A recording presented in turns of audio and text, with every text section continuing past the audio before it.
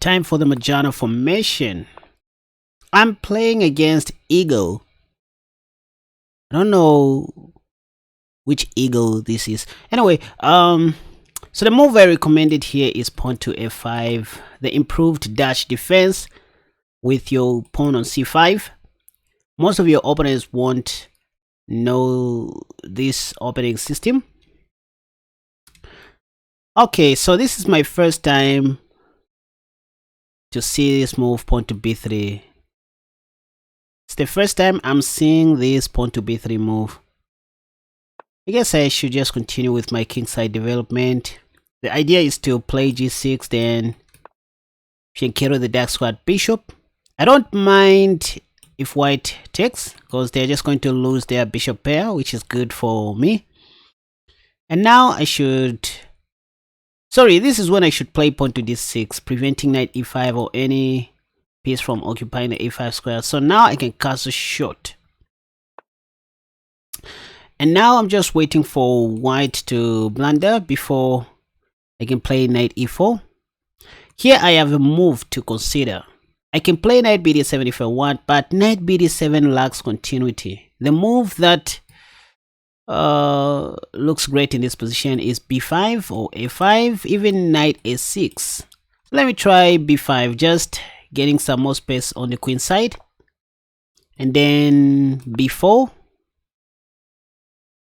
Next I want to play a5 if white doesn't play a5. If white plays a5, I'll just play knight a6 followed by knight c7 and then a6 in the near future. Yep, this is what I'm talking about. Pop. So the Majana formation is just one way of slowing down white's development. Here I'm just asking my opponent to play chess, nothing but chess. I think I can just take with ampersand, right? Yeah. And then start attacking on this file. Just simplifying the game. There was no need for me to close the position on the queen side as well. So you can think of the d pawn or white's d pawn as my defender, a shield. So knight b4, I like this move. It confuses most of my opponents. A lot of my opponents.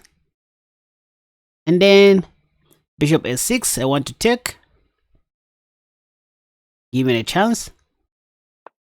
Would love to. Yeah, now I can do this. Pop. And then what else? Look at this move. Knight g4. Now paving way for my dark squad bishop. And I intend to play knight e5. Should white play pawn to h3. And in some lines, I also have the move bishop d4. Just putting more pressure on the f2 pawn, f2 square. And here I should play pawn to a6, preventing white from occupying the b5 square with his knight. How about that? Anyway.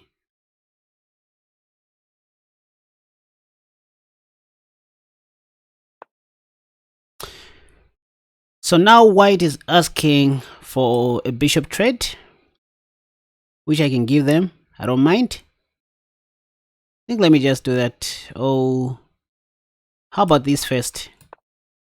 And then if pawn to f4, I have knight takes c4. So I'm running low on time. By the way, I'm playing against a 2401 rated opponent, so I should be very careful.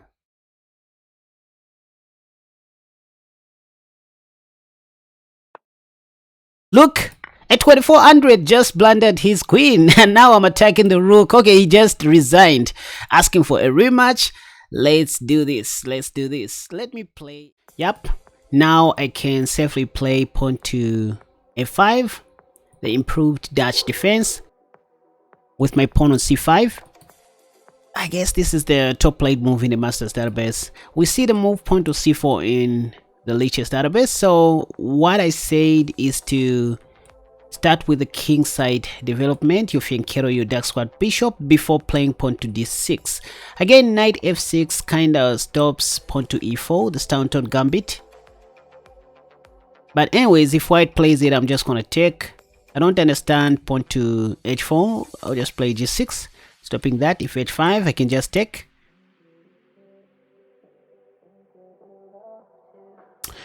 By the way, I'm playing against a 2167 rated opponent.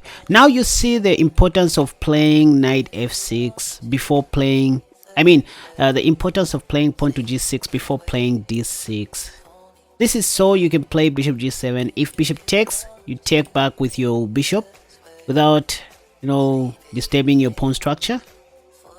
And I'm also thinking of playing something like knight e4 here. If knight takes, I take, threatening to take the b2 pawn. But maybe let me start with queen b6, provoking a weakness so that now I can play this move.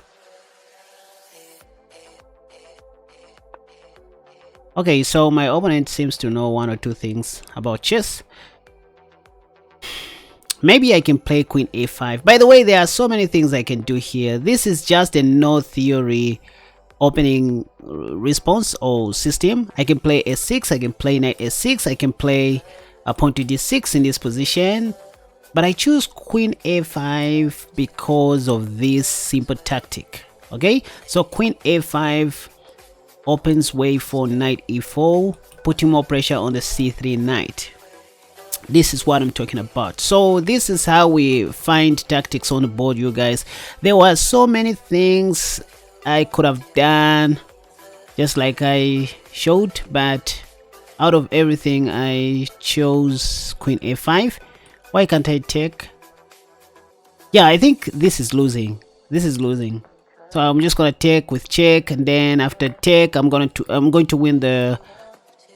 Okay, suppose white took with the knight, I was going to win the light squad bishop like this. So with this line I just forced my opponent to lose their right to castle. Now I can safely... No, I can't castle short. Remember what I said in my tutorial video. You shouldn't rush with this move. Don't rush to castle short because you're going to lose your e7 pawn. So the best I can do here is to play d6 or h6. So for example, this move.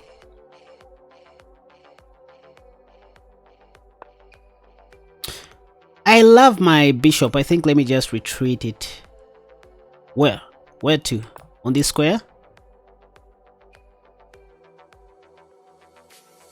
Before playing pawn to d6. If d6 I won't mind, I'll just play e5 or e6 and then castle short. So in the Majana formation, your king is always safe on d8. That's what I said. You don't even need to castle short. So I'm just a bit late to play this move d6. I was supposed to play it like a long time. So I can see my opponent wants to castle by hand, but this will be time wasting. Besides, I have bishop takes. That's why I played that's why I played bishop f6. I don't need to castle short because that will just open door for bishop takes h6. So I should be very careful, although being solid at the same time. So here I don't have to respond to this move. If pawn takes, I'm going to take with my light squad bishop. So the move is a6. I want to play b5. I can also go knight bd7 in the near future. This is what I'm talking about, you guys. I can just take. This is a blunder because if bishop takes, I'm going to take knowing I have this. And I can just take. Look what is happening now. Losing pieces like this. So now I can even trap the light squad bishop next. Look at how powerful the Majana formation is, you guys. Let me know what you think about this opening system in the comment section down below. So I just managed to trap my opponent's piece.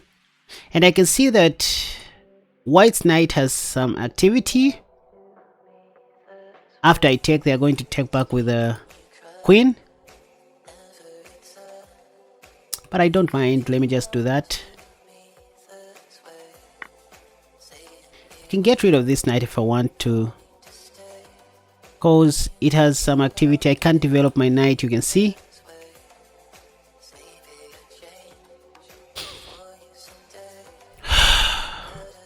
I can.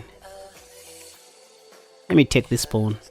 So the idea is to exchange queens. This is what you do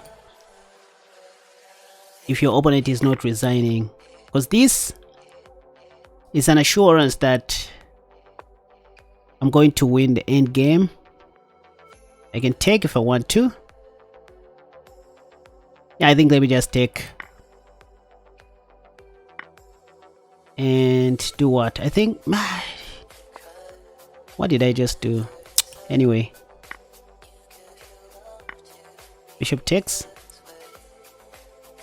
threatening to take this pawn. I'll give a check, and then I'll start marching to Zion. Pop. Why am I not playing knight bd7? Why? And this.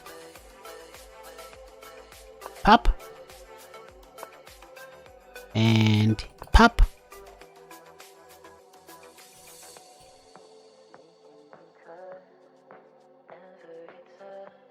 Besides, I have two pass pawns. This is a winning position. I'm sure my opponent is trying to flag me. It won't happen, not in this world or in the next to come. Besides, I have rook a5, take this pawn. I also have this. Tap.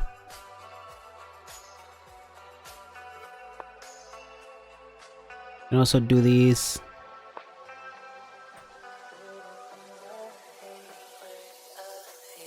Oh, I should be very fast. After taking the d5 pawn, I will start advancing my other pawn. Attack the rook. Oh, I'm not really attacking the rook anyways. Let's oversimplify the game.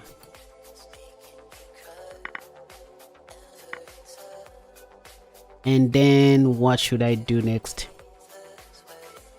This. I'll just take and hide my king. If pawn to d6. Now if pawn to d6, I'll just take the rook. What am I talking about? So let me keep my opponent busy. I don't know why my opponent is not resigning, but I find this to be rude somehow. I'll just connect my pawns and guard everything like this. In fact, let me do this and this, and then I start going. Pop. I'm going to lock that thing. Let me do this and this.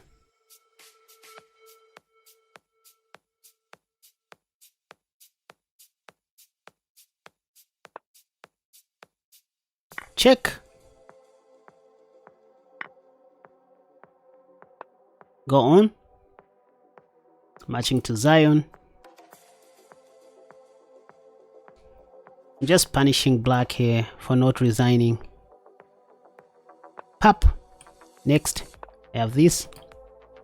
Pop. This is how we punish people who don't resign. By the way, there were so many ways to kill this guy, but I just chose this check.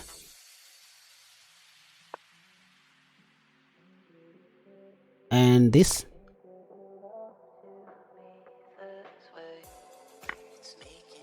This. Check. Check. Tip.